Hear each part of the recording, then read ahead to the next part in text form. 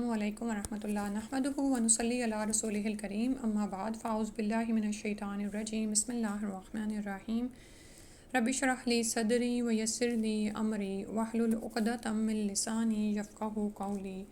ریاض الصالحین میں آج ہم نے نیا باب شروع کرنا ہے جو کہ 14 نمبر ہے، حصہ اول یعنی پہلی جلد ہے یہ، اور اس باب کا نام ہے بابٌ فی الاقتصادی فی الطاعات، اطاعت نیکی اور بھلائی کے کاموں میں میانہ روی اختیار کرنے کا بیان۔ سبحان اللہ، یعنی ہمارا دین اسلام ہمیں اطاعت میں بھی میانہ روی اختیار کرنے کا حکم دیتا ہے، یعنی نہ تو ہم بہت زیادہ کریں کہ ہلکان ہو جائیں اور نہ ہی کم کریں کہ اپنے لیے مطلوبہ اجر و ثواب بھی نہ سمیٹ سکیں۔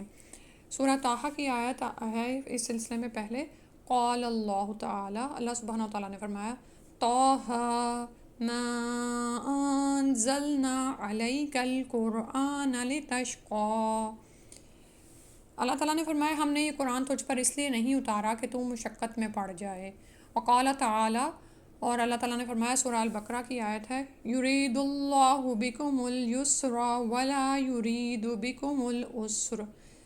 اللہ تعالیٰ تمہارے ساتھ آسانی کا ارادہ کرتا ہے، وہ تمہارے ساتھ تنگی کا ارادہ نہیں کرتا۔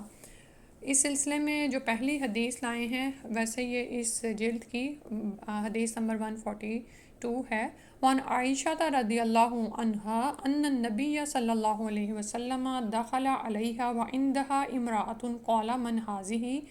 قالت ہذہ فلانۃ تذکر من صلاتها قال ما علیکم بما تطیقون فواللہ لا یمل اللہ حتی تملوا وکان احب الدین الیہ ما دوام صاحبہ علیہ۔ متفق علیہ حدیث ہے، یعنی بخاری اور مسلم دونوں میں آئی ہے۔ ترجمہ دیکھتے ہیں۔ عائشہ رضی اللہ عنہا سے روایت ہے کہ نبی کریم صلی اللہ علیہ وآلہ وسلم ان کے پاس تشریف لائے جبکہ ان کے پاس ایک عورت بیٹھی ہوئی تھی۔ آپ صلی اللہ علیہ وآلہ وسلم نے پوچھا یہ کون ہے؟ عائشہ رضی اللہ عنہا نے جواب دیا یہ فلاں عورت ہے جو نمازیں کثرت سے پڑھتی ہے، یعنی نفل نمازیں۔ آپ صلی اللہ علیہ وآلہ وسلم نے فرمایا ٹھہرو، تم اسی چیز کو لازم پکڑو جس کی تم طاقت رکھو، اللہ کی قسم اللہ نہیں اکتاتا یہاں تک کہ تم خود اکتا جاؤ، یعنی تم زیادہ عبادت کرنے کی صورت میں اکتا سکتے ہو، اللہ تعالیٰ اجر دینے میں نہیں اکتاتا۔ اور اللہ تعالیٰ کو سب سے زیادہ محبوب عبادت اور اطاعت وہ ہے جس پر اسے اختیار کرنے والا ہمیشگی کرے، یعنی انسان اتنا ہی کرے جس کو وہ اپنی عادت یعنی کہ روٹین کے ساتھ اس کو جاری رکھ سکے۔ اور اس میں یعنی مح جو لفظ آیا ہے یہ نہیں اور زجر یعنی روکنے اور ڈانٹنے کا کلمہ ہے، اور لا یمل اللہ اس کا ثواب اور اجر ختم نہیں ہوگا، یعنی اللہ سبحانہ تعالیٰ کے پاس تو اتنا ہے کہ وہ دیتا بھی جائے تو وہ ختم نہ ہو، لیکن تم اکتا جاؤ گے اور عمل چھوڑ دو گے، اس لیے تمہارے شان یہی بات ہے کہ تم وہ عمل اختیار کرو جس پر تم ہمیشگی کر سکو تاکہ اللہ کا ثواب تمہارے لیے اور اس کا فضل تم پر ہمیشہ رہے۔ تو اس میں طاقت سے زیادہ عبادت کرنے سے روکا گیا ہے، کیونکہ اس میں اندیشہ ہے کہ چند روز کرنے کے بعد انسان اکتا جائے گا اور عبادت بالکل ہی چھوڑ بیٹھے، اسی لیے عبادت اور طاعت میں بھی میانہ روی ضروری ہے۔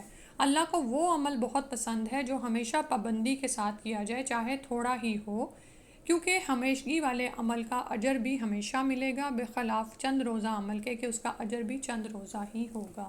ٹھیک ہے، تو کسی بھی نیک عمل کو اگر ہم اپنی زندگی میں شامل کرنا چاہیں تو اس کو بھی تھوڑا تھوڑا کر کے اتنا شامل کریں کہ وہ آپ اس کو مستقل کر سکیں۔ ٹھیک ہے، اگلی حدیث ہے 143 نمبر ہے۔ وعن انس رضی اللہ عنہ قال جاء ثلاثۃ رہط الی بیوت ازواج النبی صلی اللہ علیہ وسلم یسألون عن عبادت النبی صلی اللہ علیہ وسلم فلما اخبروا کأنہم تقالوها وقالوا أين نحن من النبي صلى الله عليه وسلم قد غفر له ما تقدم من ذنبه وما تأخر قال أحدهم أما أنا فأصلي الليل أبدا وقال الآخر وأنا أصوم الدهر ولا أفطر وقال الآخر وأنا أعتزل النساء فلا أتزوج أبدا فجاء رسول الله صلى الله عليه وسلم إليهم فقال انتم الذین قلتم کذا و کذا اما واللہ انی لاخشاکم للہ واتقاکم لہ لکنی اصوم و افطر و اصلی و ارقد و اتزوج النساء فمن رغب عن سنتی فلیس منی، متفق علیہ حدیث ہے، بخاری اور مسلم دونوں میں آئی ہے۔ تو اس کی ترجمہ اس کا دیکھ لیتے ہیں۔ انس رضی اللہ عنہ سے روایت ہے کہ 3 آدمی نبی کریم صلی اللہ علیہ وآلہ وسلم کی ازواج مطہرات رضی اللہ عنہم کے گھر آئے، ان سے نبی صلی اللہ علیہ وسلم کی عبادت کے متعلق پوچھتے تھے۔ جب انہیں اس کی تفصیل بتلائی گئی تو گویا انہوں نے اسے کم سمجھا۔ یہ جو تقالوہا آیا نا، قلیل سے ہوتا ہے نا، کہ وہ انہوں نے اس عبادت کو کم سمجھا اور کہا کہ ہمارا اور نبی صلی اللہ علیہ وسلم کا کیا مقابلہ، آپ کے تو اگلے پچھلے تمام گناہ معاف کر دیے گئے ہیں، اس لیے ہمیں تو آپ سے زیادہ عبادت کرنے کی ضرورت ہے۔ یعنی انہوں نے اس طرح لیا اس کو۔ چنانچہ ان میں سے ایک نے کہا میں تو ہمیشہ ساری رات نماز پڑھا کروں گا، دوسرے نے کہا میں ہمیشہ روزے رکھوں گا، کبھی روزے کا ناغہ نہیں کروں گا، تیسرے نے کہا میں عورتوں سے کنارہ کش رہوں گا اور کبھی نکاح نہیں کروں گا۔ رسول اللہ صلی اللہ علیہ وسلم کو جب یہ باتیں پہنچی تو آپ صلی اللہ علیہ وسلم ان کے پاس تشریف لائے اور ان سے پوچھا کیا تم ہی وہ لوگ ہو جنہوں نے اس طرح کہا ہے؟ جب اس کا جواب انہوں نے اسبات میں دیا تو آپ صلی اللہ علیہ وسلم نے فرمایا خبردار، اللہ کی قسم میں تم میں سب سے زیادہ اللہ سے ڈرنے والا اور اس کا سب سے زیادہ خوف دل میں رکھنے والا ہوں، لیکن میں روزے رکھتا بھی ہوں اور رکھنا چھوڑ بھی دیتا ہوں، رات کو نماز پڑھتا بھی ہوں اور سوتا بھی ہوں، یعنی تہجد کی طرف اشارہ ہے، اور میں عورتوں سے شادی بھی کرتا ہوں، بس یہ سارے کام ہی میری سنت ہیں، اور جس نے میری سنت سے اعراض کیا وہ مجھ میں سے نہیں، یعنی مجھ سے اس کا تعلق نہیں۔ بخاری اور مسلم کی روایت ہے۔ تو اس شخص نے کہا تھا نا کہ میں ساری رات نماز پڑھوں گا، تو اس میں نبی صلی اللہ علیہ وسلم نے کہا کہ میں پڑھتا بھی ہوں نماز اور سوتا بھی ہوں، ٹھیک ہے۔ اور تہجد کہتے ہی اس کو ہیں جس میں انسان سو کر تھوڑا سو کر پھر اٹھتا ہے، ٹھیک ہے، رات کے وقت۔ تو اس میں عبادات میں میانہ روی کی، نکاح کی اور نبی صلی اللہ علیہ وسلم کے اقتداء کی ترغیب ہے، ہمیشہ روزہ رکھنے یا ساری رات بغیر سوئے عبادت کرنے کی ممانعت ہے اور کراہیت آئی ہے۔ بدعات میں خیر اور اجر نہیں ہے، تمام خیر و برکت اور ثواب صرف اور صرف نبی صلی اللہ علیہ وسلم کی اطاعت اور اتباع میں ہے، ٹھیک ہے۔ یعنی اگر آج کوئی شخص یہ سوچے کہ رسول اللہ صلی اللہ علیہ وسلم کے تو سارے گناہ بخش دیے گئے اور وہ نعوذ باللہ نبی صلی اللہ علیہ وسلم کے عمل کو کم خیال کرتے ہوئے دین میں نئی باتیں شامل کرے اور ان کو اپنے اوپر فرض کی حد تک متعین کر لے، جیسے یہاں پر ہم دیکھتے ہیں، تو پھر وہ کیا ہے کہ اس میں کوئی خیر اجر نہیں ہے۔ خیر کس میں ہے؟ جو نبی صلی اللہ علیہ وسلم نے کیا بعین ہی وہ کر دو، ٹھیک ہے، جس سے انہوں نے روکا بعین ہی اس سے رک جاؤ، ٹھیک ہے۔ اور اس سے یہ بھی پتہ چلتا ہے کہ جذبہ کتنا ہی صادق اور عمل ظاہراً کتنا ہی خوشنما ہو، اگر وہ رسول اللہ صلی اللہ علیہ وسلم کے طریقے سے ہٹ کر ہے تو اللہ کے ہاں اس کی کوئی قیمت نہیں، بلکہ وہ بال جان بن جائے گا۔ تو اس سے بدعات کی تمام اقسام حسنہ اور سیئہ کی بھی تردید ہوتی ہے۔ اللہ سبحانہ و تعالیٰ ہی ہمیں عمل کی توفیق عطا فرما دیں اور دین کو سمجھنے کی توفیق عطا فرما دیں۔ پھر اگلی حدیث 144 ہے، وَعَنِ ابن مسعود رضی اللہ عنہ ان النبی صلی اللہ علیہ وسلم قال ہلک المتنطعون قالها ثلاثا، رواہ مسلم۔ ابن مسعود رضی اللہ عنہ سے روایت ہے، نبی کریم صلی اللہ علیہ وسلم نے فرمایا اپنی طرف سے دین میں سختی کرنے والے ہلاک ہو گئے۔ آپ صلی اللہ علیہ وسلم نے 3 مرتبہ یہ ارشاد فرمایا، یہ مسلم کی ہے۔ اور اس میں یہ جو لفظ میں دیکھ رہی تھی، یہ اس کو یہاں پر کھول کر بھی بیان کیا گیا ہے، المتنطعون، المتعمقون، المشددون فی غیر موضع تشدیدی، ٹھیک ہے۔ تو اس کا مطلب ہے کہ یعنی کہ متنطعون کون ہیں؟ جہاں شریعت میں سختی نہیں ہے وہاں سختی کرنے والے اور کھود کرید کرنے والے، ٹھیک ہے۔ یعنی جیسے عمل آپ تک آسان کا پہنچا ہے نا، بس اتنا عمل کر لیں، اس میں بلا وجہ کے سوالات نہ کریں، اس میں سختی نہ لائیں اور لوگوں پر دین کو مشکل نہ کر دیں۔ تو اس سے ان تمام ریاضتوں اور مشقتوں کی کراہیت واضح ہوتی ہے جو بہت سے اہل تصوف نے اپنے طور پر گھڑ رکھے ہیں، جن میں بے جا تشدد اور سنت نبی صلی اللہ علیہ وسلم سے انحراف پایا جاتا ہے۔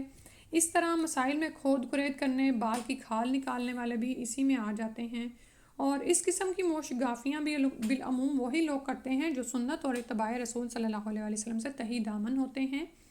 فرائض کی پابندی اور احکام الہی کی پیروی کو شدت پسندی اور دقیانوسی کا نام دینا اسلام کے ساتھ مذاق ہے اور دل کے کوڑ پر دلالت کرتا ہے۔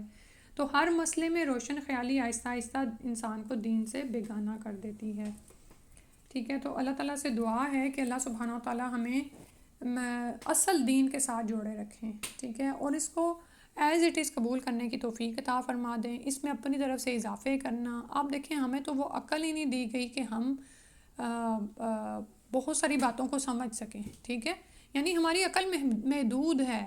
یہ اصل علم وحی الہی ہی ہے جس پر ہم غائبانہ ایمان رکھتے ہیں. ٹھیک ہے نا، سمینا و اطاعنا، ہم سنتے ہیں اور ہم اطاعت کرتے ہیں. اگر کسی حکم کی حکمت پتہ چل جاتی ہے تو بھی ٹھیک ہے، نہیں بھی پتہ چلتی تو بھی ہم ایمان لاتے ہیں. کیوں؟ کیونکہ ہمیں تو وہ عقل ہی نہیں دی گئی کہ ہم سب کچھ. آپ دیکھیں کہ عقل کن بنیادوں پر کام کرتی ہے؟ حواس خمسہ کی بنیادوں پر. کتنی دفعہ ہی عقل سے کیے گئے فیصلے غلط ہوتے ہیں.